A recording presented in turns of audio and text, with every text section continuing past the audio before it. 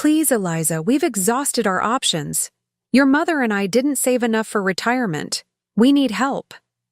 I clutched my coffee mug tighter, memories flooding back of the day they told me my college fund, money my grandparents had specifically left for me, had been reallocated to my sister because she was showing more academic promise. Now, 15 years later, they needed my success. The success I'd clawed my way toward without their support. We're not asking for much, my father continued, his voice softer now, employing the same persuasive tone he'd used when explaining why Vanessa deserved my education fund more than I did. Just enough to cover the mortgage until we can figure something out. Before we jump back in, tell us where you're tuning in from, and if this story touches you, make sure you're subscribed. Because tomorrow, I've saved something extra special for you. I stared out my apartment window at the Manhattan skyline, the view I'd worked double shifts and took on crushing student loans to eventually afford.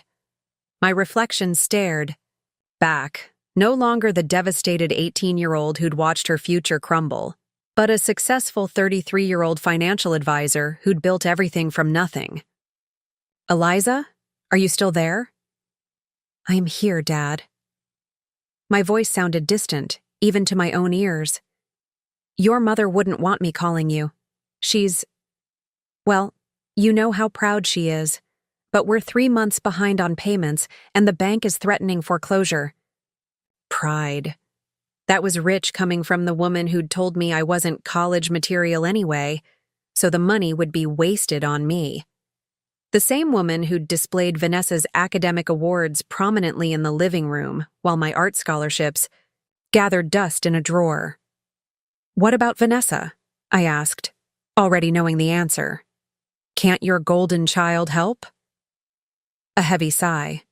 She's going through a difficult time. The divorce, the kids, her job. She's stretched thin.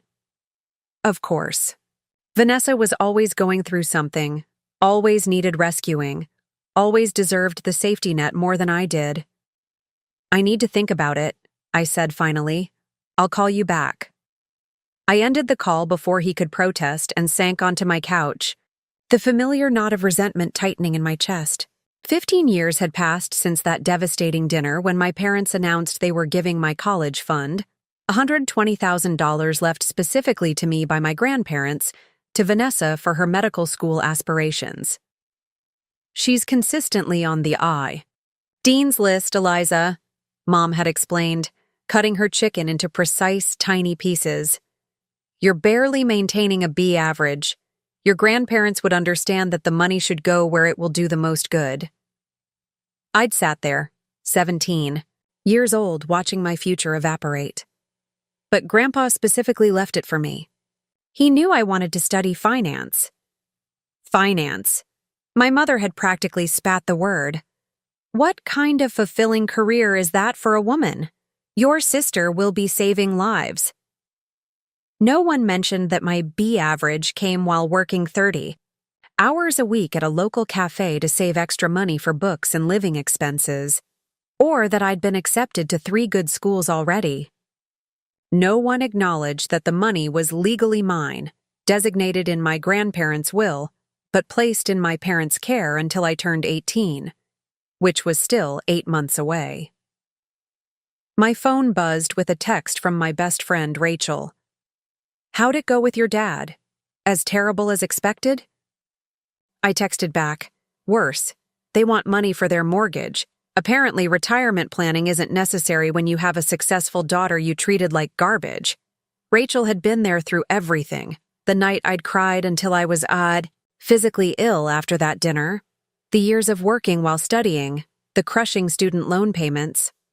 She'd let me crash on her couch during breaks when I couldn't afford to fly home and wasn't particularly welcome anyway.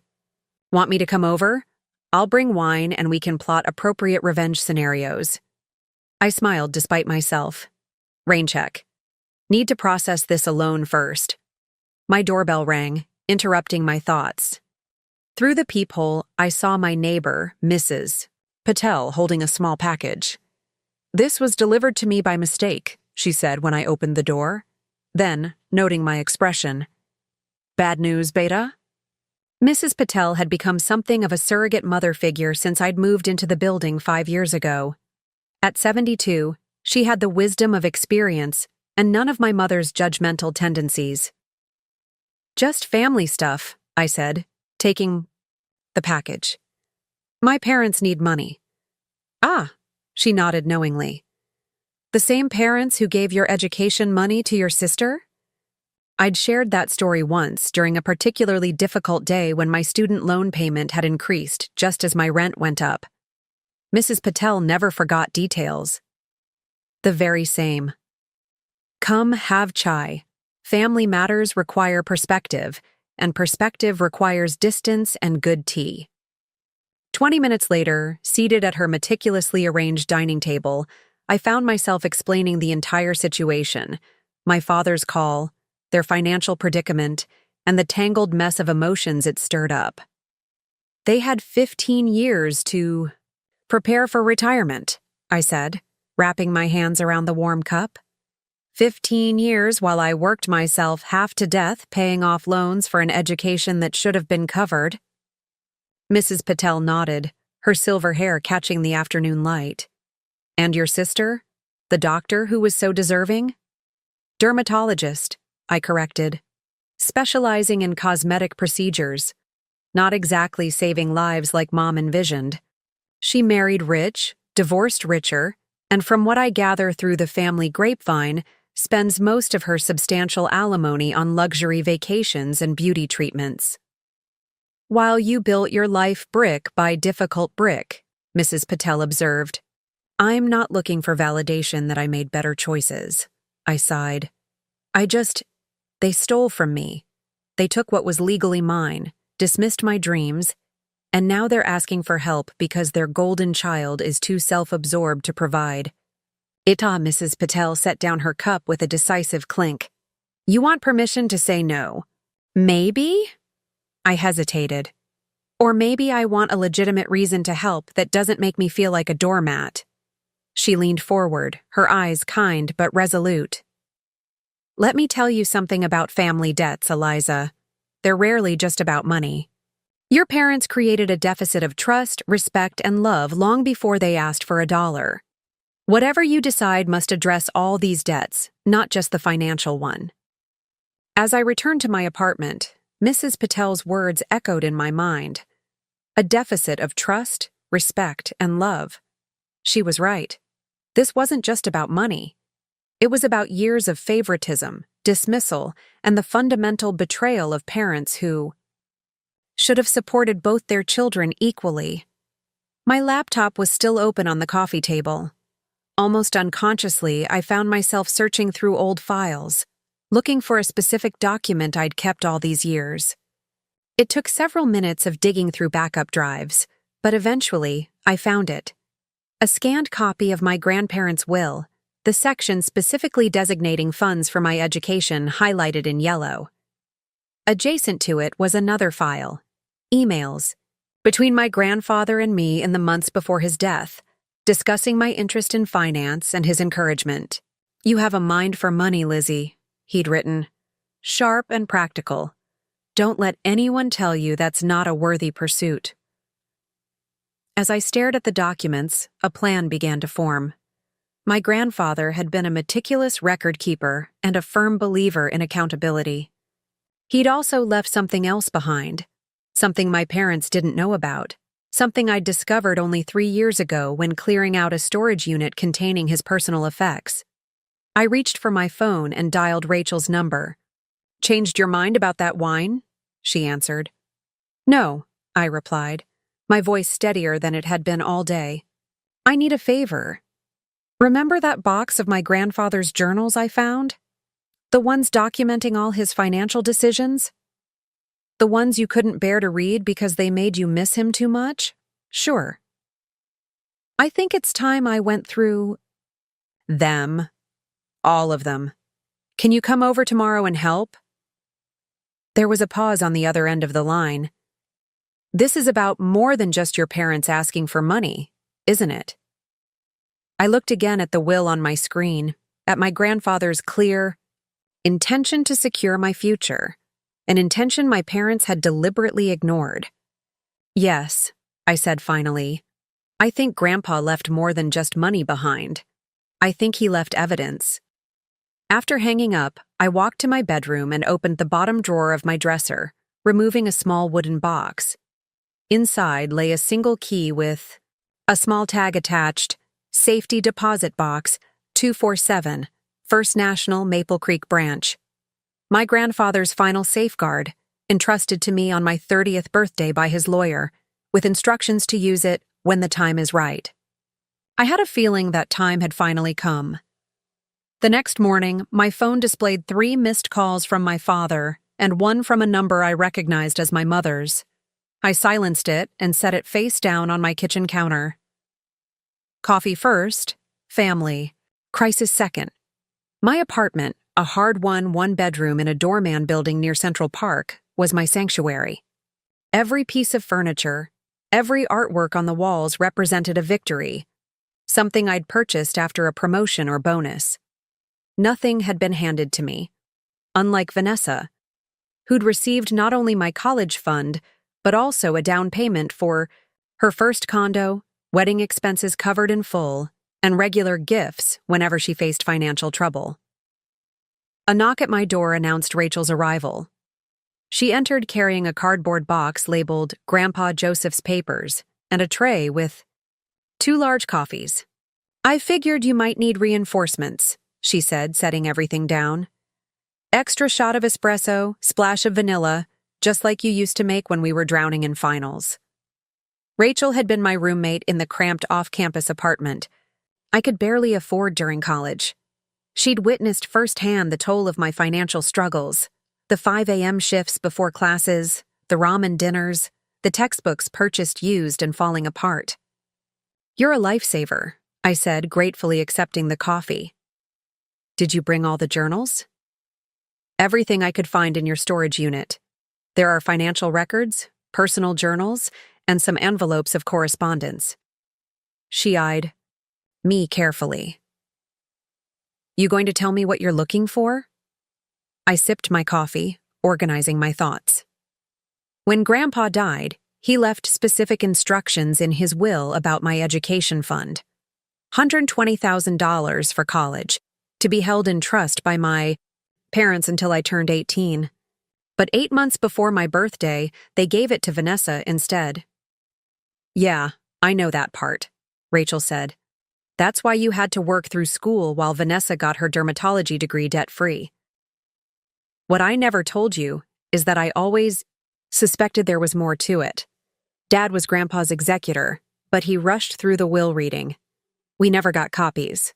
When I asked questions, they shut me down, said I was being ungrateful and difficult." Rachel's eyes widened. "You think they altered the will?" "I don't know. But Grandpa was meticulous about his finances. He documented everything. And now, they need money, my money, because they've mismanaged their retirement. It feels like history repeating itself." We spent the next 3 hours sorting through years of my grandfather's immaculate record-keeping. His handwriting, precise and slanted, filled dozens of leather-bound journals, bank statements, investment records, and correspondence with financial institutions were organized chronologically in labeled folders. "Eliza, look at this," Rachel said, holding up a journal from 2006, 2 years before my grandfather's death. "He's discussing trust structures for both you and Vanessa." I took the journal, scanning the page. My grandfather had written about setting up 2 separate trusts, mine for education and a smaller one for Vanessa that would mature when she turned 25. "He created 2 different funds," I said, surprised. "I only knew about mine." Rachel frowned. "If Vanessa had her own trust coming, why did your parents need to take yours for her education?" "Good question," I murmured, flipping forward several pages. "Here, he mentions meeting with his lawyer, Franklin Williams, to finalize the trusts. Says he's sending copies of the paperwork to Dad for safekeeping." Franklin Williams. Rachel pulled out her phone. "He still practices in your hometown. His office is on Main Street." a chill ran through me. That's not all Grandpa left. I retrieved the small wooden box with the safety deposit key. On my 30th birthday, I received this from another lawyer, Patricia Garza. She said Grandpa arranged for me to get it when the time was right. I never used it. 3 years ago? Rachel raised an eyebrow. Why didn't you open it then? I shrugged, turning, the key over in my hand. I had just made senior advisor at the firm. Life was good. I didn't want to dredge up old resentments. And now? Now my parents want my hard-earned money after stealing what was rightfully mine. I'd say the time is definitely right. My phone buzzed again. A text from my sister. Dad says you're ignoring his calls. They really need help, Eliza. Don't be petty about ancient history. Rachel read the message over my shoulder and snorted. Ancient history? You're still paying off student loans. $657 a month, I confirmed. For another 4 years. So what's the plan? Rachel asked, gesturing to the scattered papers and the safety deposit key. First, I need to find out exactly what was in Grandpa's will. The real will. Not whatever version my parents presented.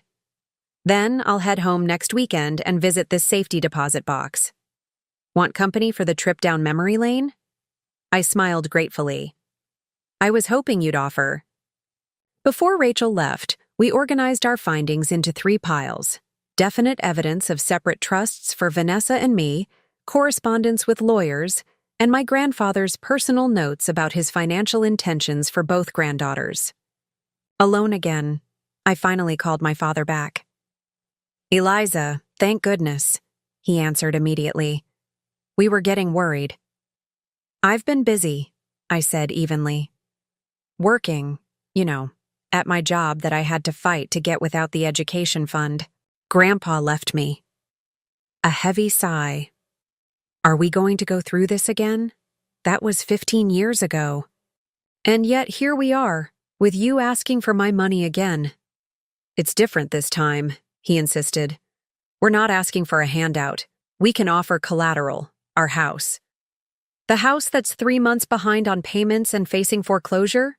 We raised you in this house, he said, his voice taking on that familiar, guilt-inducing tone. Your childhood home? Do you really want to see it lost? I closed my eyes, counting to 5 before responding. Dad, I need some time to think about this. It's a significant amount of money. How much time? The bank won't wait forever. I'll come home next weekend, I decided. We should discuss this in person. A pause. Your mother will be pleased to see you. I doubted that very much. My last visit, 2 Christmases ago, had ended with my mother criticizing everything from my career choice to my unmarried status, comparing each unfavorably to Vanessa's supposed achievements. The fact that Vanessa was now divorced and struggling professionally despite her advantages never seemed to diminish my mother's golden view of her. I'll drive down Saturday morning, I said, ignoring his comment. And Dad? I'll need to stop by Maple Creek while I'm there. I have some banking to do. After hanging up, I sent a quick email to Patricia Garza, the lawyer who had delivered my grandfather's key. I explained my upcoming visit and asked if she'd be available to meet. Her response came within the hour. Eliza, I've been waiting for this email for 3 years. Your grandfather was very specific about the timing being your choice. I'll clear my schedule for Saturday afternoon. There's much to discuss. That night, I couldn't sleep. I found myself at my computer at 3 a.m. Our researching inheritance laws, trust violations, and statutes of limitations. The legal terminology swam before my tired eyes, but one thing became clear. If my parents had manipulated or misrepresented my grandfather's will, there could be serious consequences, even 15 years later. By morning, I had made 2 additional appointments in my hometown, one with Franklin Williams, my grandfather's original lawyer, and another with a current estate attorney to review any documents I might uncover. My workday was a blur of client meetings and investment analyses. As a senior financial advisor specializing in retirement planning, the irony wasn't lost on me.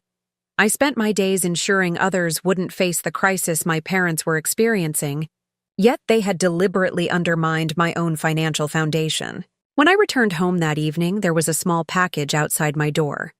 Inside, I found a handmade scarf and a note from Mrs. Patel. For your journey home. Remember, you go not as the child they dismissed, but as the woman who succeeded, despite them. Stand tall, Beta. I wrapped the soft wool around my fingers, grateful for the reminder. This wasn't just about money anymore. It was about truth, accountability, and finally closing a wound that had never properly healed. The drive to Maple Creek took just under 4 hours, but it felt longer, each mile bringing me closer to a past I'd worked hard to distance myself from. Rachel chattered beside me, alternating between gossip about mutual friends and strategizing about our mission. So what's our first stop? She asked as we passed the faded, "Welcome to Maple Creek" sign, population 12,500 proudly proclaimed beneath. Franklin Williams's office, I said, checking the time. We have an appointment at 11. Main Street? Hadn't changed much. The same brick storefronts, the courthouse with its weathered clock tower, the diner where I'd worked weekends during high school. What had changed was how I felt driving through it. No longer the trapped, desperate teenager counting down days until escape, but a successful woman returning with purpose. Franklin Williams's law office occupied the second floor above the town. Pharmacy.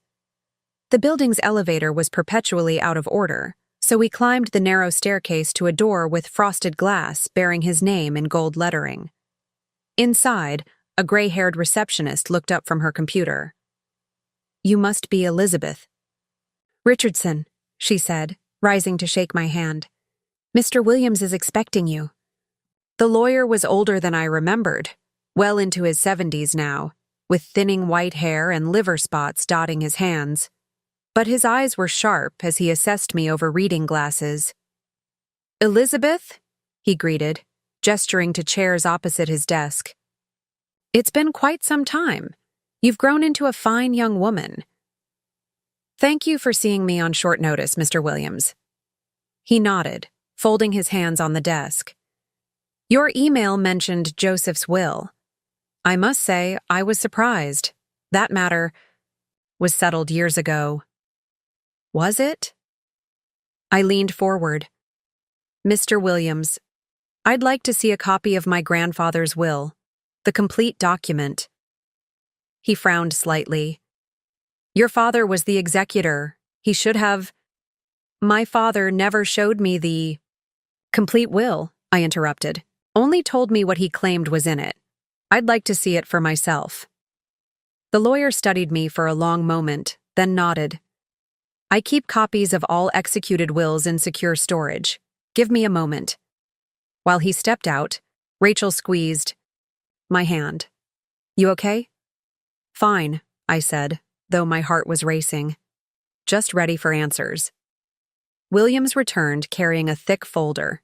Here we are. Joseph Richardson's last will and testament, executed February 12, 2008. He opened it, turning pages until he reached a tabbed section. This is the portion regarding the educational trusts. I took the document with trembling hands, Rachel reading over my shoulder. To my granddaughter, Elizabeth Ann Richardson, I bequeath the sum of $120,000, $120,000, to be held in trust for her educational expenses. This fund shall be managed by my son, Thomas Richardson, until Elizabeth reaches the age of 18, at which time full control shall transfer to her directly. My breath caught as I continued reading the next paragraph. To my granddaughter, Vanessa Marie Richardson, I bequeath the sum of $75,000, to be held in separate trust until she reaches the age of 25, at which time the full amount plus accumulated interest shall be released to her directly for use at her discretion. I looked up at the lawyer. Vanessa had her own trust, a completely separate fund? Williams nodded. Your grandfather was quite clear about his intentions. Elizabeth was to have funds for immediate educational use, while Vanessa, being 5 years younger, would receive her inheritance later. And these were separate accounts? The money couldn't be combined or reallocated? Absolutely not. Williams looked troubled. The trusts were legally distinct entities with specific stipulations. Any deviation would require court approval. Rachel's grip on my shoulder tightened. Mr. Williams, Eliza's parents gave her college fund to Vanessa when Eliza was 17. They claimed her grandfather would have wanted the money to go to the more academically promising granddaughter. The lawyer's bushy eyebrows shot up. That would directly contradict Joseph's expressed wishes. Did you sign any documents authorizing this transfer, Elizabeth? No, I said, the knot in my stomach tightening. I was told it was my parents' decision as trustees, that I had no say until I turned 18. Williams's expression darkened. That's troubling. Very troubling. Indeed. He flipped through the will, stopping at a different section. There's something else you should know. There was a codicil added 3 months before your grandfather's death. He handed me another document, this one just 2 pages long. In the event that the educational trust established for my granddaughter Elizabeth is not used for its intended purpose, I direct that an equal amount shall be set aside from my remaining estate and placed in a secondary trust to be revealed to Elizabeth upon her 30th birthday. My hands began to shake. He knew. Somehow he knew they might try to divert the money. Williams removed his glasses, polishing them slowly. Joseph was a shrewd man who understood family dynamics better than most gave him credit for. He came to me with concerns about your father's financial management. This codicil was his insurance policy for you. Did my father know about this provision? The codicil was properly filed with the court, but Williams hesitated. Your father seemed in a hurry to settle the estate. He may not have reviewed all documents as thoroughly as recommended. Or he chose to ignore it, Rachel muttered. I looked back at the codicil. This mentions a secondary trust to be revealed on my 30th birthday. I received a key to a safety deposit box from another lawyer, Patricia Garza, 3 years ago. Recognition flickered in Williams's eyes. Patricia was my associate at the time. Joseph arranged certain matters through her directly, for reasons he chose not to disclose to me fully. Mr. Williams, I said carefully, based on what I've shown you, did my parents violate the terms of my grandfather's will by redirecting my educational trust to Vanessa? He sighed heavily. I'm not comfortable making definitive legal statements without reviewing the full history, but based solely on these documents. Yes, it appears there was a significant breach of fiduciary duty. The room fell silent. Despite suspecting the truth for years, having it confirmed by my grandfather's own lawyer sent a wave of emotions through me. Vindication, anger, grief for what might have been. What are my options now? I asked finally. That would depend on your goals, Williams replied. If you're seeking legal remedy for the misappropriated funds, you could pursue action against the trustees, your parents. However, the statute of limitations may be a factor after 15 years. And if I'm not looking to sue my family? If I just want the truth acknowledged? The old lawyer smiled slightly. Then I suggest you visit that safety deposit box. Joseph was nothing if not thorough in his planning. Our next stop was Patricia Garza's office across town. Unlike Williams's traditional space, her modern office featured sleek furniture and abstract art. The lawyer herself, a sharp-dressed woman in her 50s, greeted me with a knowing smile. I was beginning to wonder if you'd ever use that key, she said, ushering us into her office.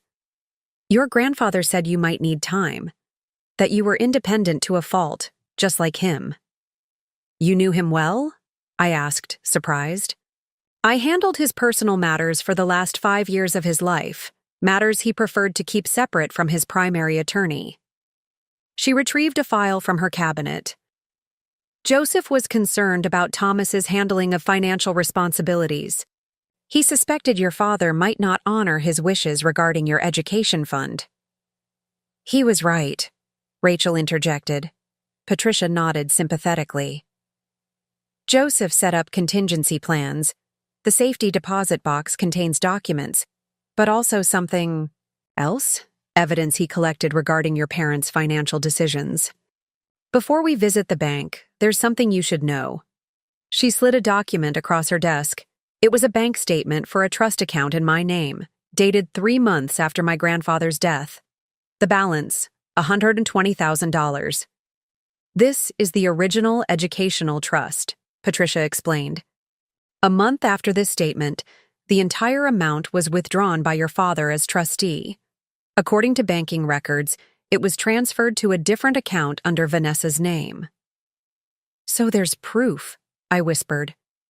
Your grandfather anticipated this might happen. That's why he created the secondary trust through me, without your father's knowledge.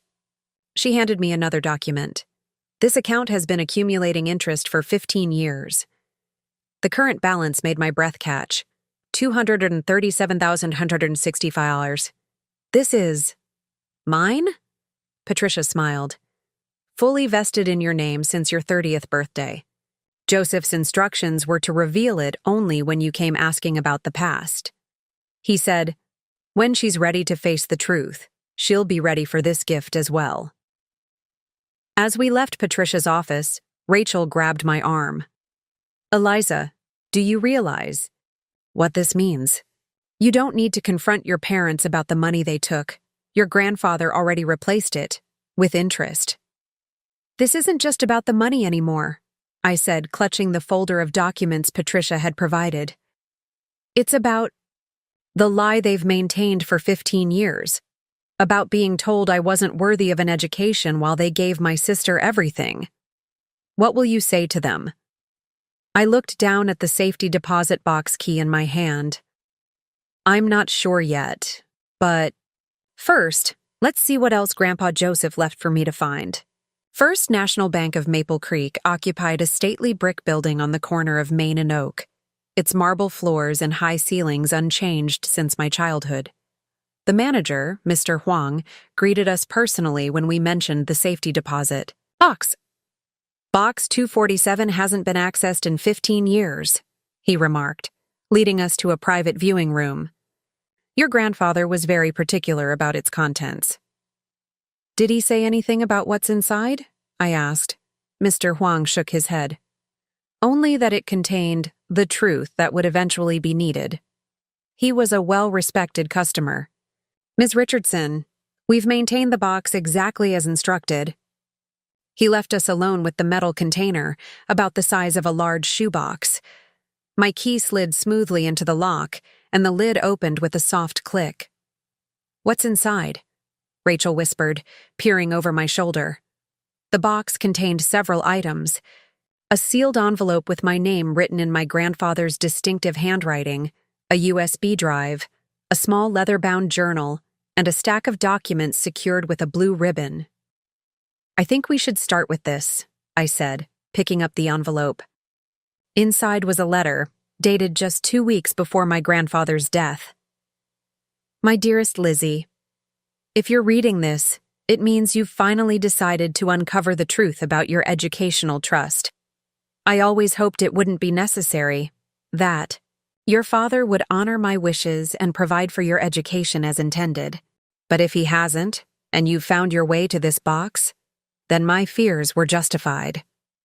When I created your educational trust, I saw in you a spark, a natural talent for understanding money and its movements. You reminded me of myself at your age. Your sister is bright in her own ways, but you possess something special. Resilience and determination coupled with financial intuition. I spoke to your father many times about treating you and your sister equally, but I sensed his favoritism. Even then, Vanessa was always the fragile one, the special one, while you were expected to make your own way. This unbalanced treatment concerned me deeply. The documents in this box provide evidence of what I suspected might happen. Your father's misappropriation of funds that were legally designated for you. I've included bank statements, recorded conversations on the USB drive, and correspondence that demonstrate my clear intentions regarding your education. More importantly, I've established a secondary trust in your name through Patricia Garza. By the time you receive this, it should have grown considerably.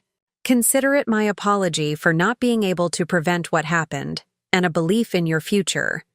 Use this information however you see fit. If you choose to confront your parents, these documents will support your position. If you prefer to move forward. Without reopening old wounds, the secondary trust is yours regardless. No strings attached. I've always been proud of you, Lizzie. Whatever path you've taken to get where you are now, I have no doubt you've traveled it with the same determination and integrity I always saw in you. With love and faith in your judgment, Grandpa Joseph tears blurred my vision as I finished reading. Rachel put her arm around me, giving me a moment to compose myself. He knew, I whispered finally. He tried to protect me even after he was gone. Your grandfather sounds like an amazing man, Rachel said gently. I wiped my eyes and reached for the leather journal. Let's see what else he left. The journal contained detailed observations about family dynamics, starting 5 years before his death. My grandfather had meticulously documented conversations, noting my father's dismissive attitude toward my academic achievements and the disproportionate praise lavished on Vanessa. December 18, 2005. Christmas dinner. Thomas barely acknowledged. Lizzie's academic award in mathematics, yet spent 20 minutes celebrating Vanessa's participation ribbon in the science fair. The contrast in treatment is becoming more pronounced. Lizzie notices. I can see it in her eyes. March 3, 2006. Visited the girls' school today. Lizzie's teachers speak highly of her work ethic and analytical mind. She's maintaining a B+ average while working weekends at the diner. Thomas called this adequate performance. I'm increasingly concerned about his perception of her worth. July 17, 2007. Overheard Thomas discussing college plans with Catherine. They speak of Vanessa attending an expensive private university, with no mention of similar plans for Lizzie despite her being closer to college age. When I inquired, Thomas dismissed the topic, saying, Lizzie isn't college material like Vanessa. I strongly disagree with this assessment. The entries continued, painting a clear picture of the favoritism that had shaped my childhood. In the final pages, my grandfather wrote about consulting with Patricia Garza regarding a secondary trust, his insurance policy for my future. The stack of documents revealed an even more troubling pattern. Bank statements showed my father had begun siphoning small amounts from my educational trust even before the final transfer to Vanessa's account. Emails between my parents discussed strategies for reallocating my college fund months before. They actually took it. Most damning was a letter from my mother to my father, dated just after my grandfather's funeral. Thomas, we need to be careful how we handle this. Joseph was explicit about Lizzie's fund being solely for her education. If we're going to use it for Vanessa instead, we need to do it before Lizzie turns 18. Once she has legal control, we'll lose our opportunity. I suggest we present it as a family decision made for everyone's benefit. Emphasize Vanessa's academic promise versus Lizzie's average performance. Lizzie has always been practical. She'll accept it eventually. We should also consider the smaller trust Joseph set up for Vanessa. Since she won't have access until she's 25, perhaps we should manage those investments more aggressively to maximize returns? Catherine Rachel gasped as she read over my shoulder. They were planning this all along, and they knew about Vanessa's separate trust? They knew everything, I said, a cold clarity washing over me. They deliberately took what was mine, knowing Vanessa already had her own inheritance coming. I inserted the USB drive into my laptop. It contained audio recordings of conversations between my grandfather and my father, discussions where my grandfather explicitly stated his wishes regarding both trusts, and my father acknowledged them. In the final recording, dated just weeks before my grandfather's death, his voice was weaker but resolute. "Thomas, I want to be absolutely clear. The educational trust for Lizzie is hers alone. I've structured it this way because I believe in her potential. Vanessa has her own trust that will mature later. These funds are not interchangeable. Do you understand?" My father's voice replied, "Yes, Dad, I understand. The money will be used as you've directed." I closed the laptop, overwhelmed by the evidence before me. They lied. To me? To Grandpa? Even to Vanessa, probably. They told me I wasn't worth investing in, that Grandpa would have wanted his money to go to the promising grandchild. "What are you going to do?" Rachel asked quietly. I gathered the documents, the letter, and the USB drive, carefully returning the empty box to Mr. Huang. As we walked out of the bank into the bright afternoon sunshine, I checked the time. My parents are expecting us at 4. That gives us 2 hours to organize this evidence and decide exactly how to present it. "You're really going through with the confrontation?" I nodded, a newfound determination strengthening my resolve. For 15 years, I've carried the weight of their judgment, that I wasn't smart enough, driven enough, worthy enough of the education Grandpa wanted for me. I built my career anyway, graduated with honors despite working full-time, paid my own way through it all. Rachel squeezed my hand. "And now they need your help." "Exactly," I said, sliding into the driver's seat of my car. They're about to discover exactly what their not college material daughter has learned about financial accountability. The house I grew up in sat on Willow Lane, a 2-story colonial with white shutters and a wraparound porch. It had once seemed imposing to me, the sight of so many disappointments and comparisons. Now, pulling into the driveway in my Mercedes, a recent splurge after a particularly successful quarter, I saw it differently. A house showing signs of neglect, paint peeling near the gutters, garden beds overgrown. "Ready?" Rachel asked, as I cut the engine. "As I'll ever be," I replied, gathering the folder of evidence we'd organized at a local cafe. My mother opened the door before we reached the porch. Catherine Richardson had aged visibly since I'd last seen her, more gray. In her carefully styled hair, deeper lines around her mouth, she wore what I recognized as her company outfit, pressed slacks and a cashmere sweater that had seen better days. "Elizabeth," she said, her smile not quite reaching her eyes. "And Rachel." What a surprise. "Hi, Mrs. Richardson," Rachel replied, with practiced politeness.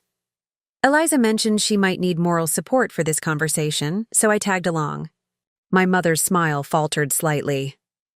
"Well, come in. Your father's in the living room. I've made coffee." The house smelled the same, lemon furniture polish and the faint mustiness of old carpet. Family photos lined the hallway, and I noticed a pattern I'd never consciously registered before. Vanessa was centered in every picture, while I stood slightly off to the side, sometimes partially cropped. My father rose from his armchair as we entered the living room. Thomas Richardson had once been an imposing figure in my life, the successful bank manager whose approval I'd never quite secured. Now he seemed smaller, frailer, his confident posture replaced by the slight stoop of a man worried about his future. "Lizzie," he said, using the childhood nickname I'd abandoned years ago. "Thank you for coming." His eyes flicked to Rachel, then to the folder in my hands. "We weren't expecting company." "Rachel's here for support," I said, taking a seat on the sofa. "And I think you'll understand why once we start talking."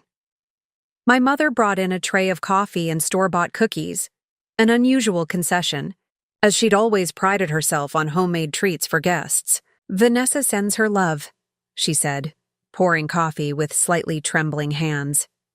She wanted to be here, but the children had swimming lessons. I accepted a cup without drinking. "Actually, I'm glad it's just us.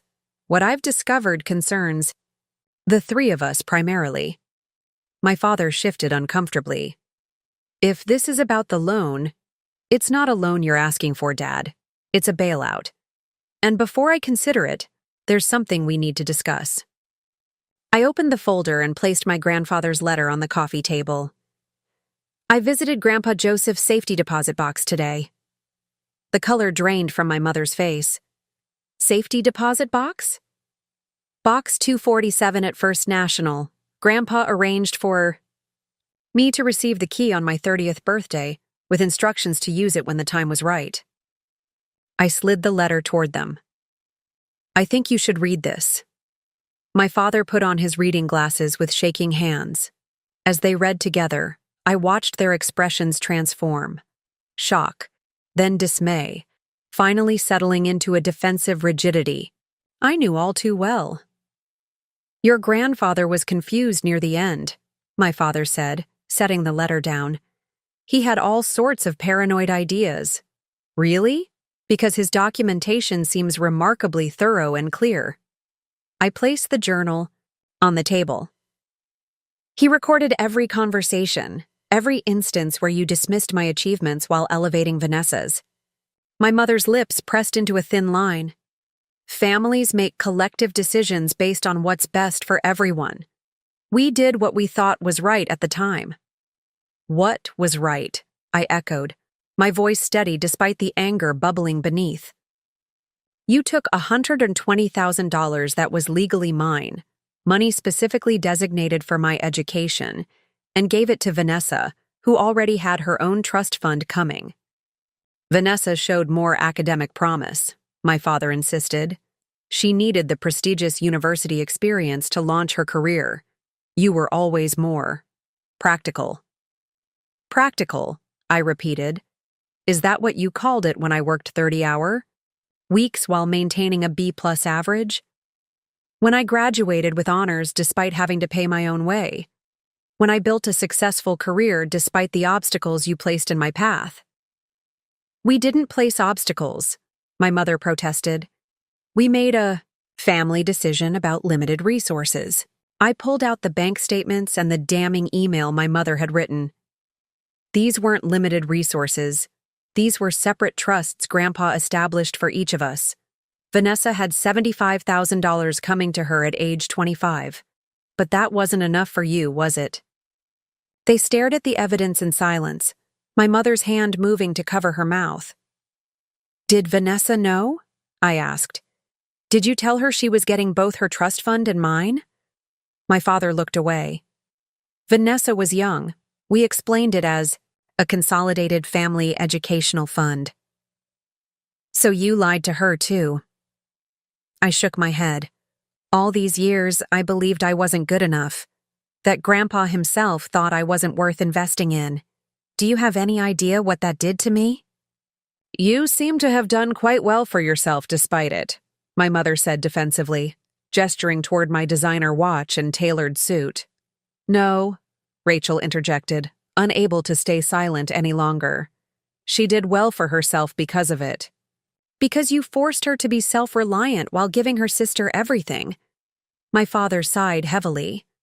"What exactly do you want from us, Elizabeth? An apology?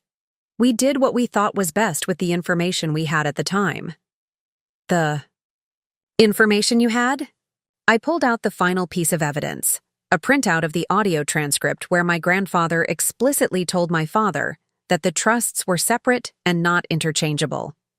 "You knew exactly what you were doing.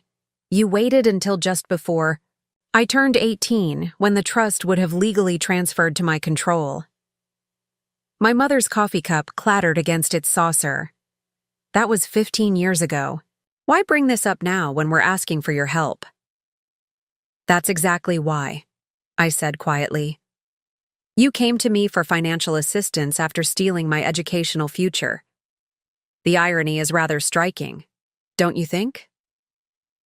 My father leaned forward, his banker's pragmatism reasserting itself. Whatever mistakes we may have made in the past, our current situation is real. We're 3 months behind on the mortgage. At our age, finding new housing would be extremely difficult. Not to mention humiliating, my mother added. What would people think? What would people think? I repeated softly. That's always been the priority, hasn't it? Appearances. Vanessa's prestigious university, the respectable family home. Never mind that you committed what amounts to trust fraud against your own daughter. I pulled out one final document, the statement for my secondary trust account, showing the current balance of $237,165. Grandpa Joseph created a backup plan for me, a second trust that's been accumulating interest for 15 years.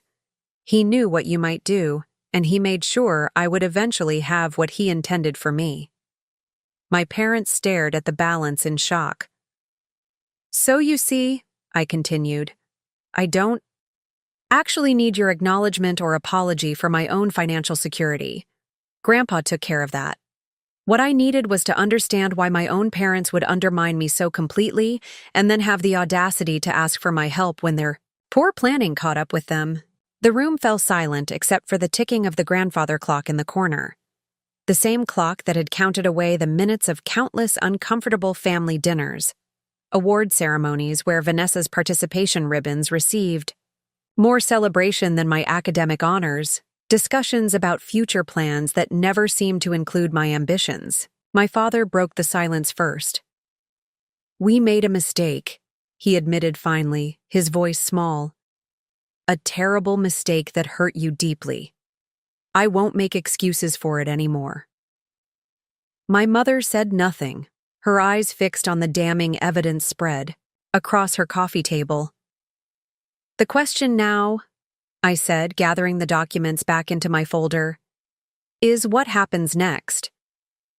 Elizabeth, my father began, adopting the conciliatory tone he'd used throughout my childhood when trying to manage my expectations.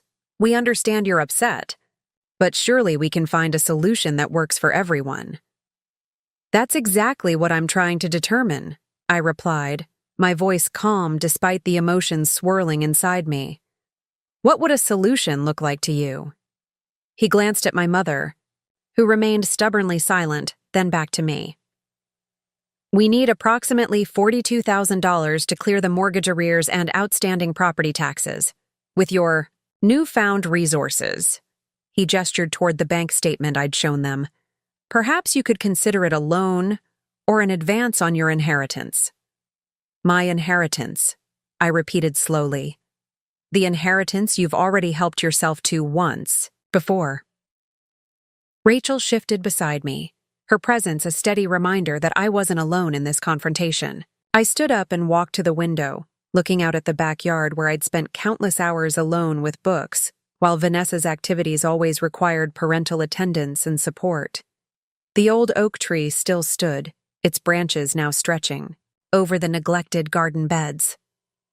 I'm curious, I said, turning back to face them. Have you asked Vanessa for help? My mother finally spoke. Vanessa is in a difficult position with the divorce. She has the children to consider.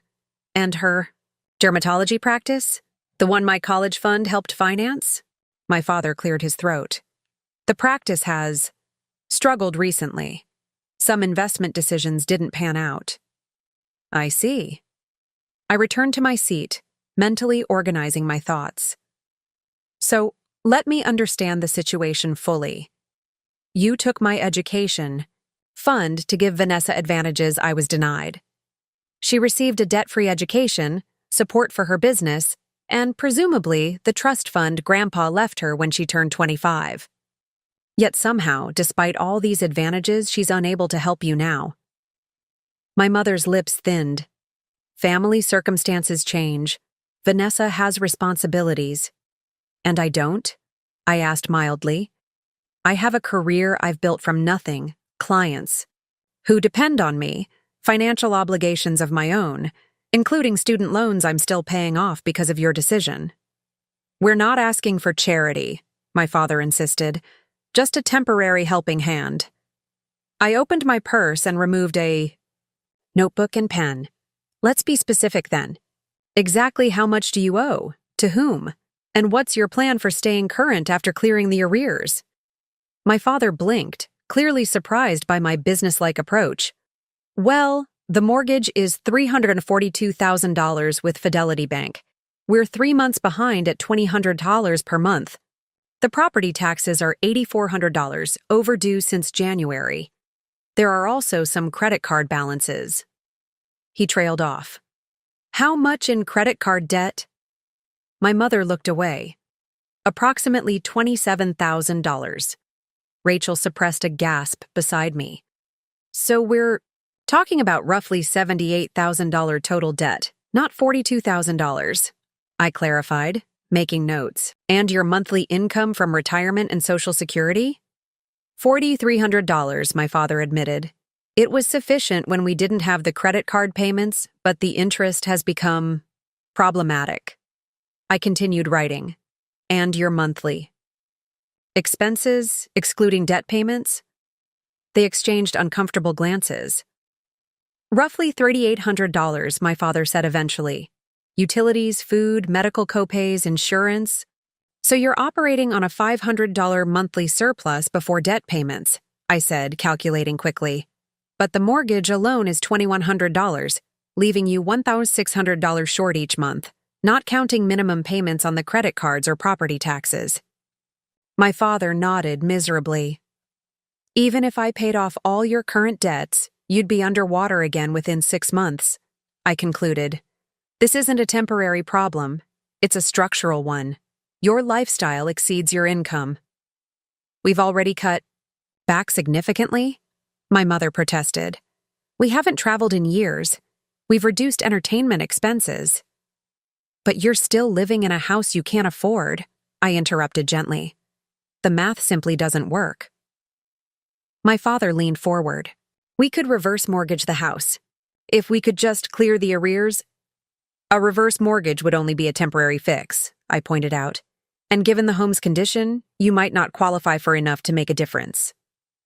I closed my notebook and looked directly at them. I'm going to make you an offer, but it comes with conditions. My parents straightened, hope flickering in their eyes.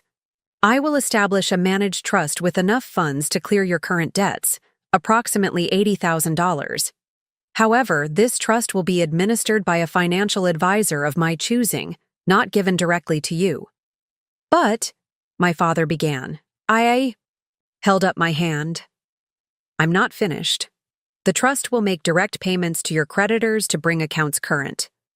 Then, you will have 2 options. Either sell this house and downsize to something within your budget, with my assistance finding suitable housing, or the trust will make monthly contributions to cover the gap between your income and essential expenses. Provided you adhere to a strict budget I will help create. You want to control our finances? My mother asked, indignant. At our age? I want to ensure that any money I provide actually solves your problems rather than enabling continued financial mismanagement, I corrected. Given our history, surely you can understand my caution. My father nodded slowly. That's fair. More than fair, considering everything. There's one more condition, I added. I want a formal acknowledgement in writing that you misappropriated my educational trust against my grandfather's explicit instructions. Not for legal action. The statute of limitations has likely expired, but for my own closure. My mother stiffened. You want us to sign a confession?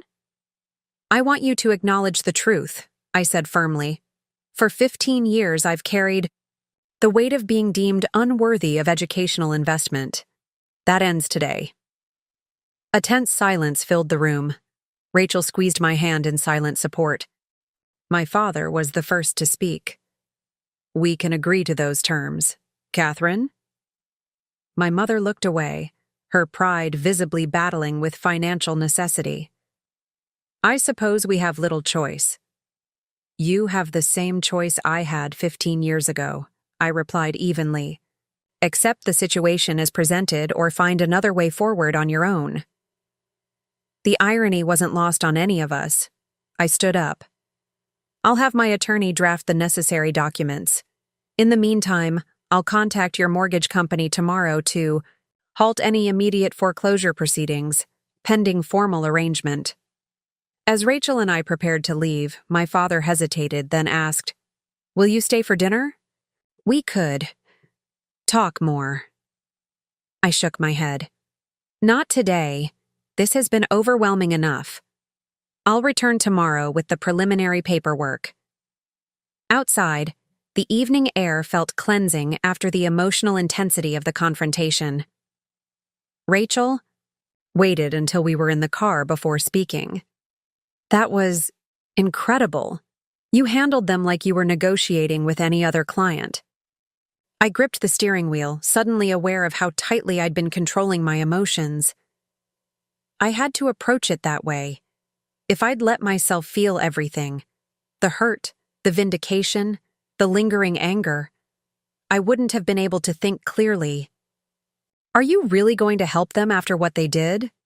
I started the engine, considering the question. I'm helping them on my terms, not theirs. There's a difference. And the acknowledgement you asked for? That's for me, I said quietly, so I can finally stop wondering if there was something fundamentally lacking in me that made them choose Vanessa. I need them to admit, just once, that it wasn't about my worth as a person. It was about their choices. As we drove away from the house where I'd grown up always feeling second best, I felt something shift inside me. Not forgiveness exactly, but a reclaiming of power. For the first time in 15 years, I was the one setting the terms, determining what was fair and appropriate. There's one more stop I want to make before we head back to the hotel, I said, turning onto Maple Street. Where are we going? To see Vanessa. It's time my sister and I had a long overdue conversation about our family's financial arrangements. Vanessa's house was exactly what I'd expected. A sprawling Tudor-style home in Oak Ridge Estates, the most exclusive neighborhood in Maple Creek. Perfectly trimmed hedges lined the circular driveway where a BMW SUV sat parked. Are you sure about this? Rachel asked as we pulled up behind the luxury vehicle. You've already had one emotionally draining confrontation today. I need to know if she was complicit, I said, straightening my blazer as we approached the front door. Did she know that her medical school was funded with money that was legally mine? Or was she another pawn in our parents' game? I rang the doorbell, hearing the muffled sound of children's voices inside. Moments later, the door swung open to reveal Vanessa, still model thin at 38, her highlighted hair perfectly styled despite it being early evening. She stared at me in shock. Eliza, what are you doing here? We need to talk, I replied. May we come in? Her eyes darted to Rachel, then back to me. This isn't really a good time. The kids are just about to have dinner and… It's important. Vanessa. About Mom and Dad's financial situation. That got her attention. She hesitated, then stepped aside. Come in. We can talk in my office. The interior of the house was immaculate. Designer furniture, original artwork, a kitchen that belonged in an architectural magazine. Two children, around 8 and 10, sat at a marble island while a woman in uniform, presumably a nanny, prepared their meal. Vanessa led us to a home office decorated in muted grays and whites, closing the door behind us. So Dad called you too, she said, settling into a leather chair. I told him I couldn't help right now. Yes, he mentioned you were going through a difficult time, I replied, remaining standing. Despite your dermatology practice and what appears to be a very comfortable lifestyle. She frowned. My finances are complex. Brandon's fighting the alimony agreement, and the practice had some setbacks last year. I'm asset-rich but cash-poor at the moment. I see. And did our parents mention why they reached out to me specifically? Vanessa shrugged. You're doing well in New York, finance or consulting or whatever it is. I'm a financial advisor specializing in retirement planning, ironically enough. I studied my sister's face for any sign of discomfort. Vanessa, did you ever wonder how your medical education was funded? She blinked. Mom and Dad covered it. They always planned to support my medical career. With what resources? I pressed. Dad was a bank manager. Mom was a part-time receptionist. How did they afford $300,000 for your education? They saved, she said, but uncertainty crept into her voice. And there was money from Grandpa Joseph. Yes, there was. I pulled out copies of the trust documents. Grandpa Joseph left educational trust for both of us. Mine was $120,000 to be used for my college education. Yours was $75,000 to be released when you turned 25. Vanessa took the papers, her perfectly manicured nails contrasting with the worn edges of the photocopies. I don't understand. What are you saying? I'm saying that 8 months before I would have gained legal control of my trust, our parents transferred the entire amount to fund your medical school instead. She looked up sharply. That's not possible. They told me the money was always intended for whichever of us pursued higher education. Read the documents, Vanessa. Grandpa established separate trusts for each of us. Mine was specifically for my education. As she scanned the papers, her expression shifted from confusion to dawning comprehension. But why would they do that? Because they always favored you, Rachel interjected, unable to remain silent. Surely you noticed. Vanessa shot her an irritated glance. That's ridiculous. Our parents treated us equally. I laughed, unable to help myself. Equally? They came to every one of your dance recitals and science fairs but couldn't make my honor society induction because it conflicted with their schedule. Your activities always received funding while I worked at the diner to buy my own clothes. They displayed your participation ribbons prominently while my academic awards were barely acknowledged. You're exaggerating, Vanessa protested, but her voice lacked conviction. Am I?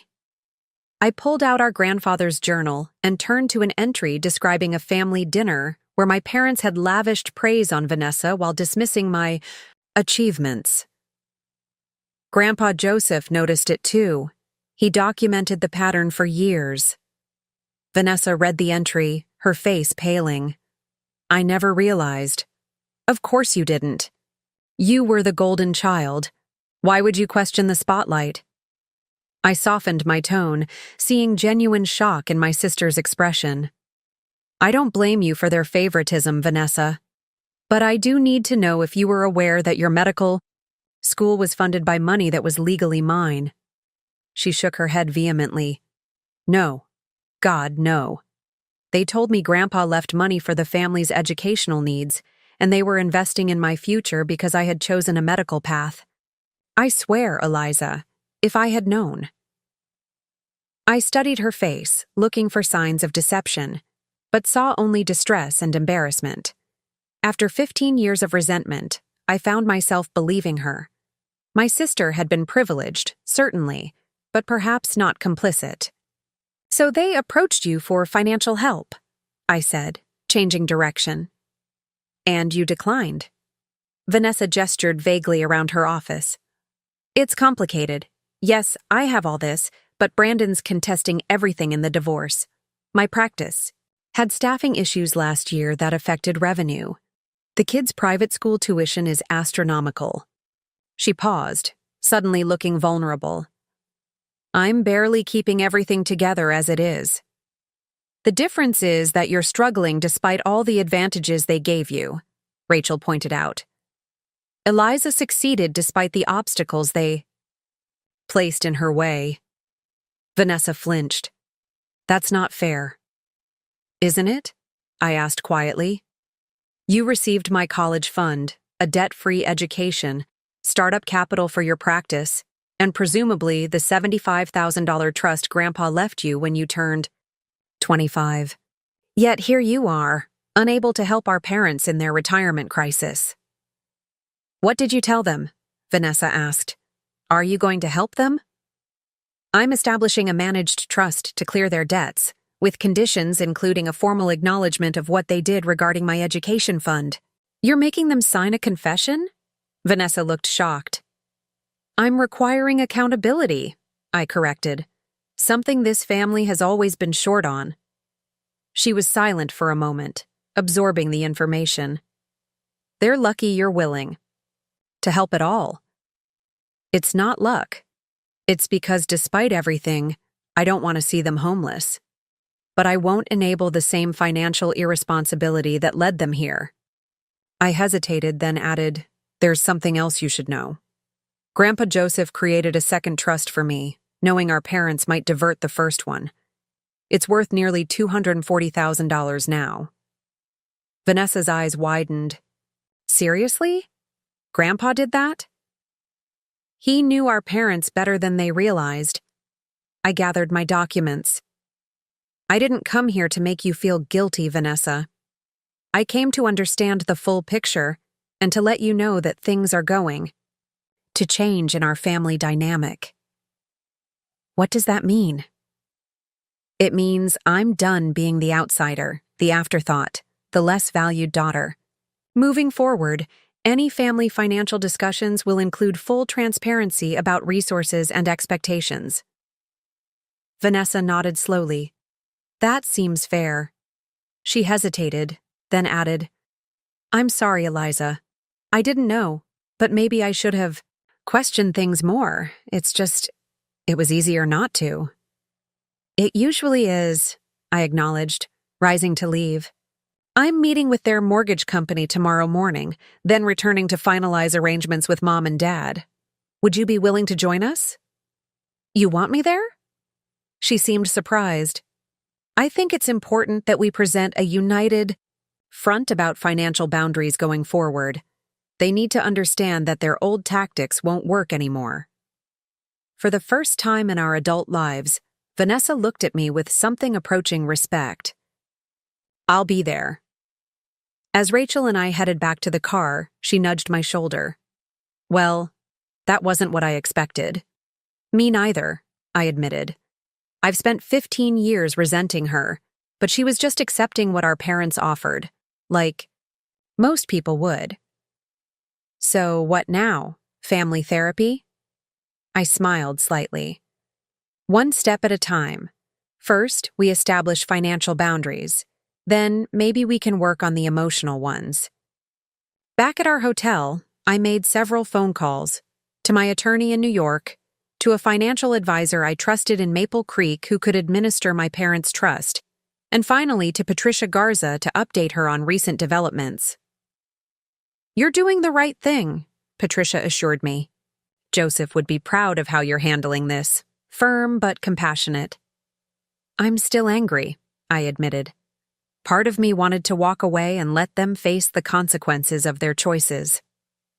That anger is valid, she replied.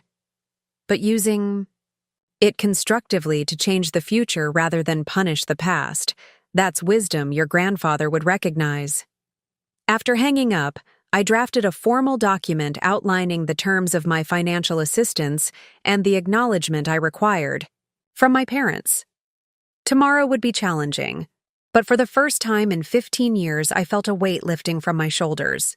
The truth was finally coming to light, and with it, a chance to reshape not just my parents' financial future, but our entire family dynamic.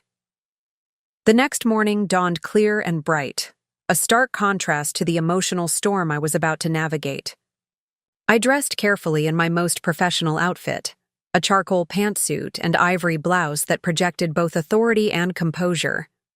Today wasn't about vengeance or vindication. It was about resolution and moving forward on my terms. My first stop was Fidelity Bank, where I met with the mortgage department manager, a woman named Deborah Saunders who, coincidentally, had been 2 years ahead of me in high school. Eliza Richardson, she greeted me warmly. I heard you were back. In town. Doing well in New York from what I understand. I've been fortunate, I replied, shaking her hand. Though today I'm here about my parents' mortgage situation. Her expression sobered. Yes, I'm familiar with their file. We're scheduled to begin foreclosure proceedings next week if no arrangement is made. I'd like to discuss a potential resolution, I said, sliding a folder across her desk. I've prepared a proposal to bring their account current and ensure ongoing payments. For the next hour, we negotiated terms that would halt the foreclosure while establishing a structured payment plan. By the time I left, I had written confirmation that the bank would accept my intervention and delay any adverse actions for 30 days while we finalized arrangements. My phone buzzed with a text from Rachel. Got the documents from your attorney. Meeting him at hotel lobby in 20. My next stop was my parents' house, where Vanessa's BMW was already parked in the driveway. Taking a deep breath, I gathered my materials and headed inside. The atmosphere in the living room was tense. My parents sat side by side on the sofa, my mother's posture rigid with defensive pride. Vanessa perched uncomfortably on an armchair, looking like she'd rather be anywhere else. Eliza, my father greeted me, rising halfway before sinking back down. We weren't expecting you until this afternoon. I had business at the bank this morning, I replied, setting my briefcase on the coffee table. Good news. I've secured a 30-day hold on the foreclosure proceedings while we finalize our arrangement. Oh, thank goodness, my mother murmured, her relief momentarily overriding her resentment. My father cleared his throat. Vanessa stopped by to discuss the situation. From Vanessa's uncomfortable expression, I surmised the discussion had been intense. I thought it would be helpful to have her here, I said. This affects our entire family. Rachel arrived minutes later with my attorney, Michael Chen, a sharp young lawyer I'd specifically selected because he hadn't grown up in Maple Creek and wouldn't be swayed by small-town connections or sympathies. Mr. and Mrs. Richardson, he greeted them formally. I'm Michael Chen, representing your daughter Elizabeth in this matter. A lawyer? My mother's voice rose. Is that really necessary for a family discussion? This isn't just a family discussion, I said calmly. It's a formal financial arrangement involving significant assets and legal obligations. Michael is here to ensure everything is properly documented. My father nodded reluctantly. I suppose that's reasonable. What exactly do you propose? Michael opened his briefcase and distributed copies of the documents we'd prepared. Ms. Richardson is offering to establish a managed trust in the amount of $85,000 to address your immediate financial obligations, including mortgage arrears, property taxes, and outstanding consumer debt. My mother began skimming the document, her frown deepening with each page. These conditions are extensive. They're necessary, I countered. The trust will be administered by Carson Financial Services, a respected local firm. They'll make direct payments to your creditors and oversee a monthly budget we'll develop together. You don't trust us to manage our own finances, my father stated flatly. Based on your current situation and past financial decisions, no, I don't, I confirmed without apology. This arrangement protects everyone's interests. You get the financial assistance you need, and I ensure the funds are used appropriately. Vanessa leaned forward. Mom, Dad, I think Eliza's being more than fair. This is a generous offer. Our mother shot her a betrayed look. You're taking her side now? There are no sides, I interjected.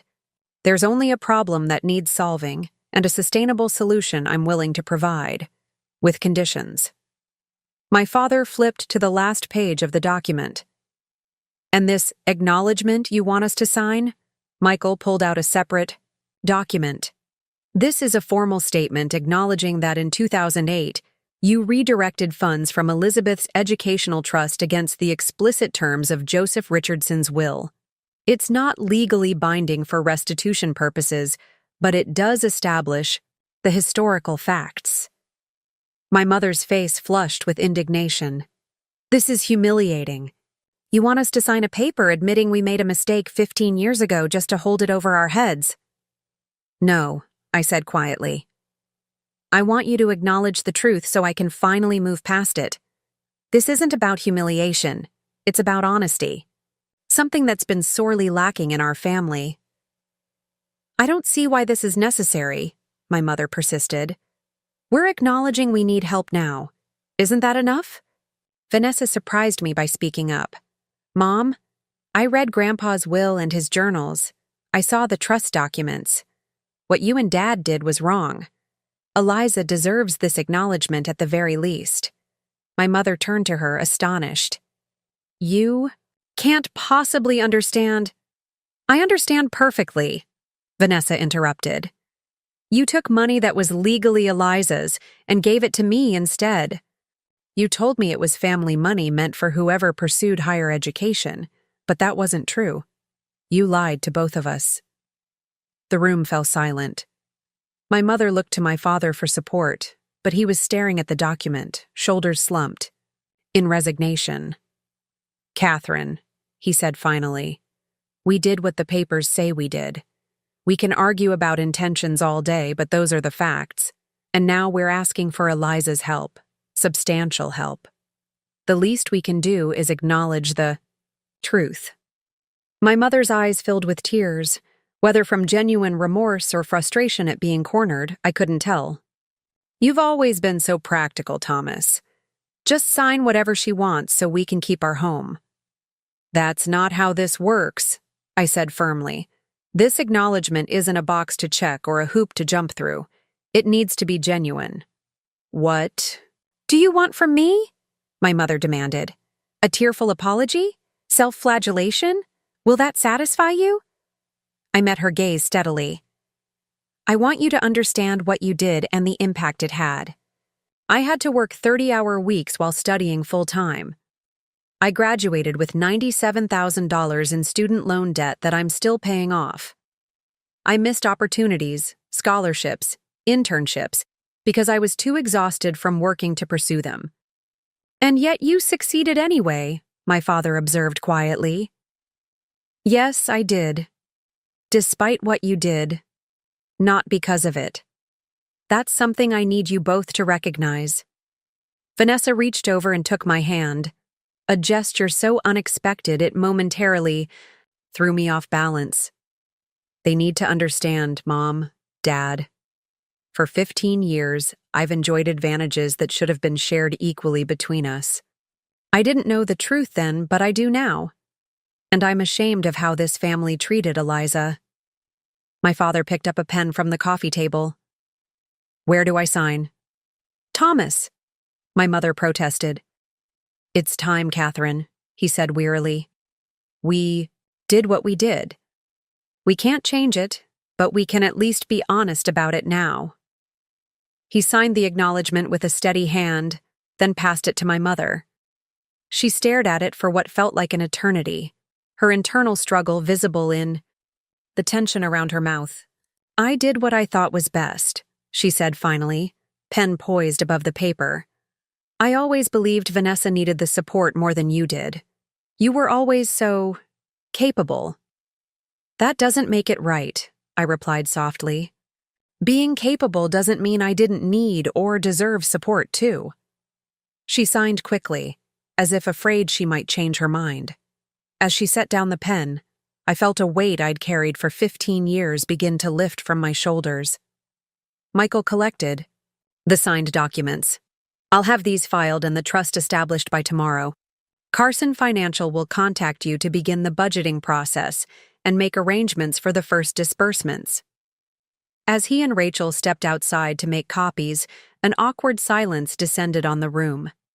Years of unspoken resentments, misunderstandings, and pain hung in the air between us. What happens now? My father asked finally. Now, I said, we try to build something new. Not the past relationship where I was always an afterthought, but something based on mutual respect and honesty. Is that even possible? My mother wondered aloud. I looked at Vanessa, who nodded encouragingly, then back to my parents. I don't know. But for the first time in 15 years, we're starting with the truth. That's something. 3 days. After returning to New York, I received a call from Carson Financial Services.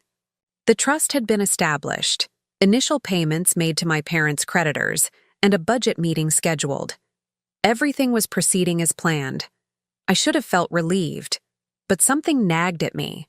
The conversation with my mother had felt unfinished, her signature on the acknowledgement given grudgingly rather than with genuine understanding. "You look distracted," Mrs. Patel commented as we rode the elevator together that evening. "Did your trip home not go as expected?" "It went exactly as planned," I replied. "Perhaps too perfectly." She smiled knowingly. "Ah, you were prepared for more resistance." My mother signed the acknowledgement, but I don't think she truly accepts responsibility. She's always been skilled at appearing to concede while harboring resentment. "Some people need time to adjust their self-image," Mrs. Patel observed. "It's difficult to admit you've been wrong for so long, especially about how you've treated your child." I nodded, thinking of the rigid pride in my mother's posture as she signed the document. I'm waiting for the other shoe to drop. I didn't have to wait long. The next morning, I received a text from Vanessa. "Mom's on the warpath. Called me at 6 a.m. ranting about blackmail and manipulation. Says she's going to contest the trust arrangement." I called her immediately. "Contested how? She signed the agreement." "She's claiming duress," Vanessa explained. "Says she only signed because she felt threatened with homelessness. She's contacted another lawyer, Martin Wells." I groaned. Martin Wells was an old family friend and my father's college roommate. Of course she went to him. What about Dad? "He's trying to reason with her, but you know how she gets once she's decided something. This is about more than the acknowledgement, Eliza. I think she's genuinely humiliated that you're now controlling their finances." "I'm not controlling them," I protested. "The trust is structured to help them achieve financial stability." "I know that," Vanessa said patiently. "But Mom sees it as her successful daughter swooping in to fix her failures and dictate how she should live. It's a pride thing." After hanging up, I called Michael Chen to brief him on the situation. He was unconcerned. "The agreement is solid. She can claim duress, but there was no threat or coercion. You offered conditional assistance, which they were free to accept or decline." "It's not about the legality," I explained. "It's about finding a workable solution that doesn't turn into a family civil war." That afternoon, I received a formal email from Martin Wells requesting that I reconsider the punitive aspects of my financial arrangement with my parents and threatening potential legal action regarding coerced confessions and elder financial abuse. I forwarded it to Michael with a brief note. "It's escalating. Need to defuse this quickly." His response was immediate. "These claims are baseless, but family court battles can be expensive and emotionally draining regardless of merit. Would you consider mediation?" Mediation felt like surrender, but endless conflict wasn't the outcome I wanted either. I was weighing my options when my phone rang, my father's number. "Dad?" "Eliza." His voice sounded tired. "I want to apologize for your mother's actions. This isn't what I agreed to." "She's making serious accusations," I said. "Elder abuse? Really?" He sighed heavily. "Martin got carried away with the legal language.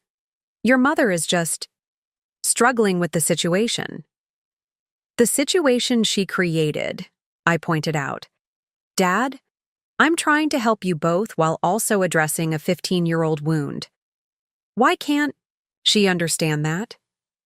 "Because admitting she made a serious mistake in how she treated you challenges her entire self-perception as a mother," he said, surprising me with his insight. "It's easier to paint you as the villain now than face what she did then." I considered this. "What are you suggesting?" "Come back to Maple Creek. One more conversation, face to face. I'll make sure Martin isn't there to inflame things. Just family." Even Vanessa? Especially Vanessa, he confirmed. Your mother needs to understand this isn't about taking sides. It's about truth and moving forward. I agreed to fly out that weekend, then called Vanessa to brief her. Can you be there Saturday at noon? Absolutely, she promised. I'm not letting you face this alone. That's new, I observed. There was a pause. I know. Better late than never, right? Saturday found me once again approaching my parents' house, this time alone. Rachel had client obligations she couldn't reschedule. The knot in my stomach tightened as I noticed an unfamiliar car in the driveway alongside Vanessa's BMW. My father answered the door, looking apologetic. I tried to keep this small, but your mother insisted on having support. In the living room sat my mother, remarkably composed in a powder blue sweater set, and beside her, to my shock, her sister, my Aunt Diane. I hadn't seen Diane in at least 8 years. She lived in Arizona and rarely visited. Elizabeth, my aunt greeted me coolly. Your mother has been telling me about your conditions. I looked to Vanessa, who rolled her eyes slightly, indicating she'd had no part in this surprise addition. Aunt Diane, I acknowledged. I'm surprised to see you involved in a private family financial matter. When my sister calls me in tears about being forced to sign humiliating documents to avoid homelessness, it becomes my concern, she replied. I turned to my father. You promised this would be just family. Diane is family, my mother interjected before he could respond. And unlike you, she understands that parents make difficult decisions for the greater good of the family unit. Is that what you call what you did? I asked, maintaining my composure despite my rising frustration. A difficult decision for the greater good? Your mother and father invested in the child who showed the most academic promise, Aunt Diane stated as if reciting a prepared speech. That's not favoritism. It's practical resource allocation. Vanessa made a strangled noise. Aunt Diane, with all due respect, you have no idea what you're talking about. I've seen the documents. Mom and Dad took Eliza's legally designated funds and gave them to me against our grandfather's explicit instructions. My mother's face tightened. We've apologized for that. We signed your paper. What more do you want, Elizabeth? I want genuine acknowledgement, not a signature coerced by financial desperation, I replied. And I want a relationship based on truth and respect moving forward. By controlling our finances? My mother challenged. By appointing some stranger to approve our expenses like we're children? I took a deep breath. The trust administrator is there because you've demonstrated poor financial management. That's not punishment. It's protection for everyone involved. It's humiliating, she insisted, after everything we sacrificed for you girls. What exactly did you sacrifice for me, Mom? I interrupted, finally allowing some of my hurt to show. You gave my education fund to Vanessa. You dismissed my achievements. You prioritized her activities, her needs, her future over mine at every turn. That's not true, she protested. It is true, my father said quietly. Catherine, we've always favored Vanessa. Joseph saw it. Elizabeth felt it. I think even Vanessa knew it on some level. My mother turned to him, shocked by this betrayal. Thomas, it's time for honesty, he continued firmly. We did take Elizabeth's fund because we believed Vanessa's medical career was more valuable than Elizabeth's interest in finance. We were wrong. Not just morally wrong in taking what wasn't ours to redirect, but wrong in our judgment of our daughter's potential. The room fell silent. Aunt Diane looked uncomfortably between my parents, clearly not having expected this. Turn in the conversation. My mother's eyes filled with tears. I just wanted what was best for the family.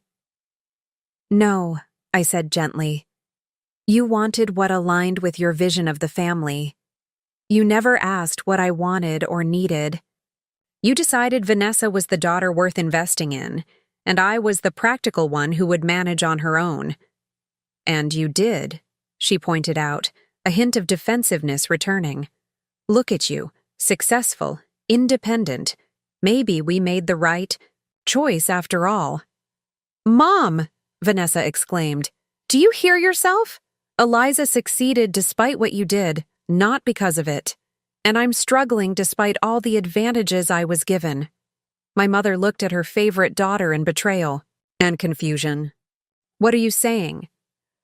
I'm saying they were right about Eliza all along, Vanessa replied. She has the financial acumen Grandpa saw in her. She's offering to save your home when I can't help. And instead of being grateful, you're fighting her at every turn. I reached into my bag and pulled out a new document. I've been thinking about this situation since I got Martin's email. I've made some adjustments to the trust agreement. I placed it on the coffee table. The financial support remains the same, but I've removed myself as the trust overseer. Carson Financial will report to both me and Dad jointly, and I've eliminated the budget approval requirement, replacing it with financial counseling sessions that you can attend or not, at your discretion. My father picked up the document, scanning it with surprise. This is much less restrictive. Because this isn't about control, Mom, I said, turning to her. It's about helping you both achieve financial stability while preserving your dignity. That's all I've wanted from the beginning. Aunt Diane, who had been watching this exchange, in silence, finally spoke. Catherine, I think you need to consider what Elizabeth is offering here. It seems like a genuine attempt at resolution. My mother looked from her sister to me, then to my father and Vanessa. Surrounded by family all suggesting the same course, her resistance began to visibly crumble.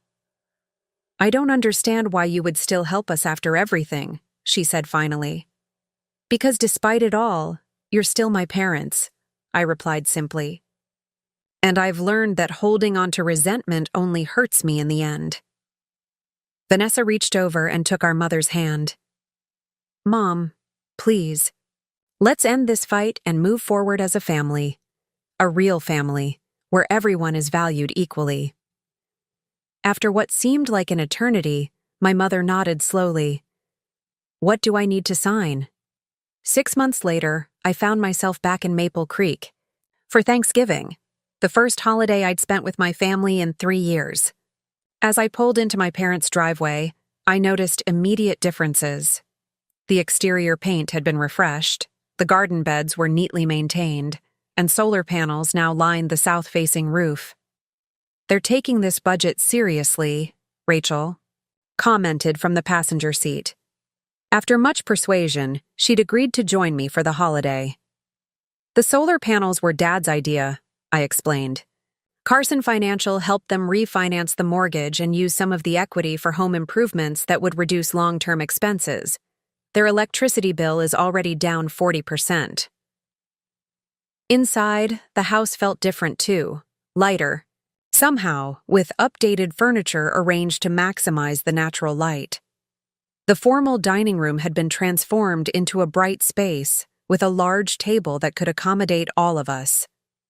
Vanessa was already there with her children, helping, in the kitchen while her daughter set the table. The scene of mother and daughter working together struck me as both familiar and strange. This was how normal families operated, something we'd rarely experienced growing up. Eliza! Vanessa greeted me with a hug. And Rachel, I'm so glad.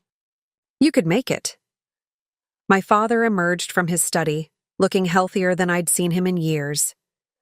Right on time, he said, embracing me warmly. Your mother's just finishing the turkey. To my surprise, my mother's welcome was genuine, if still slightly reserved. Elizabeth, Rachel, happy Thanksgiving. I hope you're hungry. I might have gone overboard with the sides. Dinner was remarkably pleasant. My niece and nephew kept the conversation lively with stories from school, while Vanessa shared updates about her practices improving finances. My father proudly detailed the solar panel installation and other energy-saving measures they'd implemented. Carson says we're on track to be completely current with all obligations by March, he announced. and we've started a small emergency fund for the first time in years." "That's fantastic progress," I said sincerely. "How are the financial counseling sessions going?" My mother surprised me by answering, "They've been educational." Diane didn't believe me when I told her we've started using a budget app at our age. The mention of my aunt made me tense slightly, but my mother waved a dismissive hand. "Don't worry, I told her to mind her own business about our financial arrangements. This is working for us." After dinner, while Vanessa and the kids settled in the living room for a movie, my parents asked to speak with me privately. We retreated to my father's study, where he closed the door carefully behind us. "We have something for you," my mother said, retrieving a large envelope from my father's desk drawer. "It's taken us some time to get this together." I accepted the envelope cautiously. Inside was a formal document titled Educational Restitution Trust Agreement. As I scanned its contents, my breath caught. They had established a trust of $120,000. The exact amount of my original educational fund. "We can't undo the past," my father explained gently, "but we can acknowledge the debt we owe you." "Where did this money come from?" I asked, still processing the gesture. "We've decided to downsize after all," my mother said. "Not because we have to anymore, but because it makes sense at our age. The house is too large for just the two of us, and the market is strong right now." My father nodded. "We found a lovely single-story home in Ridgeview Estates. It's modern, energy efficient, and requires minimal maintenance. The equity from this house will allow us to purchase it outright while setting aside this amount. For you." "This is unnecessary," I protested weakly. "The trust is already handling your finances. I don't need—" "It's not about need," my mother interrupted. "It's about what's right. We took something that was yours, and we're returning it 15 years late with an apology that's equally overdue." She took my hands in hers, a gesture so uncharacteristic it momentarily stunned me. I've had a lot of time to think since our last conversation. The financial counseling has forced me to confront how many of our problems stemmed from poor choices and misplaced priorities. "Including how we treated you," my father added. "We can never give you back those years of struggling through college while working, but we can acknowledge our wrong and try to make amends." I felt tears threatening and blinked them away. I don't know what to say. "You don't need to say anything," my mother replied. "Just know that this isn't about obligation or guilt anymore. It's about recognition of your worth, your success, and our genuine remorse." For the first time in my adult life, I saw my mother without her defensive pride or controlling demeanor. She looked smaller, humbled, but somehow more authentic than I'd ever known her to be. "There's something else," my father said, reaching into his desk again. He pulled out a framed certificate, my college diploma, professionally framed with a small brass plaque at the bottom that read, "With pride and admiration for your determination and achievement." "We should have done this years ago," he said, handing it to me. "Your graduation was every bit as significant as Vanessa's, but we didn't celebrate it properly. This is long overdue." The simple gesture, the recognition I'd sought for so long, affected me more deeply than the financial restitution. I hugged them both, allowing the years of resentment to finally begin dissolving. Later that evening, as Rachel and I prepared to leave, Vanessa pulled me aside. "They told you about the trust?" I nodded. "Did you know?" "I helped them set it up," she admitted. "It was my idea, actually. I've been doing a lot of thinking about equity and fairness these past few months." "That's unexpected," I said honestly. She smiled ruefully. "Being the favored child wasn't the blessing I once thought. It created unrealistic expectations I could never quite live up to. And watching you succeed through sheer determination, while I floundered despite all my advantages, it's been humbling." "We both did the best we could with what we were given," I offered. "True, but now we have a chance to rebalance things. I've been talking to my kids about Grandpa Joseph, showing them his journals. I want them to understand the importance of fairness and honesty in families. As we drove back to our hotel, Rachel turned to me. That was not at all what I expected. Me neither, I admitted. I came prepared for lingering tension, not genuine reconciliation. Do you think they've really changed? I considered the question carefully. I think they've started to. Real change takes time, but the acknowledgement feels sincere now in a way it didn't 6 months ago.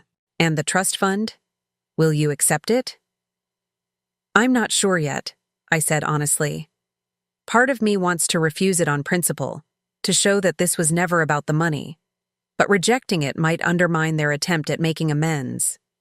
Maybe there's a third option, Rachel suggested, something that honors both their desire to make restitution and your journey. Over the following weeks, that idea took shape. By Christmas, I had established the Richardson Educational Opportunity Fund, a scholarship for working students from Maple Creek High School who demonstrated academic potential despite financial challenges. The initial endowment came from my parents' restitution trust, with matching contributions from my own savings and Vanessa's practice. When I presented the scholarship plan to my parents during my Christmas visit, my mother actually cried. Not tears of manipulation or self-pity, but genuine emotion. This is perfect, she said, studying the prospectus, helping students who are in the position you were in. Students like me, I agreed, who need someone to believe in their potential. The first scholarship was awarded the following spring to a promising young woman who worked weekends at the same diner where I had once waited tables. As I watched her accept the award, my grandfather's journal entry came to mind. Lizzie has a spark, a natural talent for understanding money and its movements. He had seen my potential when my parents couldn't. He had tried to protect my future even beyond his death. And now, that legacy would extend to other students who might otherwise be overlooked. Standing beside me at the award ceremony were my parents, Vanessa, and her children. A family transformed by difficult truths, painful acknowledgments, and the gradual work of rebuilding trust. The old pattern of favoritism and dismissal had been replaced by something new, mutual respect and recognition of each person's unique worth. As the ceremony concluded, my mother squeezed my hand. Your grandfather would be proud, she said quietly, not just of what you've achieved, but of how you've chosen to use it. For once, I agreed with her completely. Up next, you've got 2 more standout stories right on your screen. If this one hit the mark, you won't want to pass these up. Just click and check them out. And don't forget to subscribe and turn on the notification bell so you don't miss any upload from us.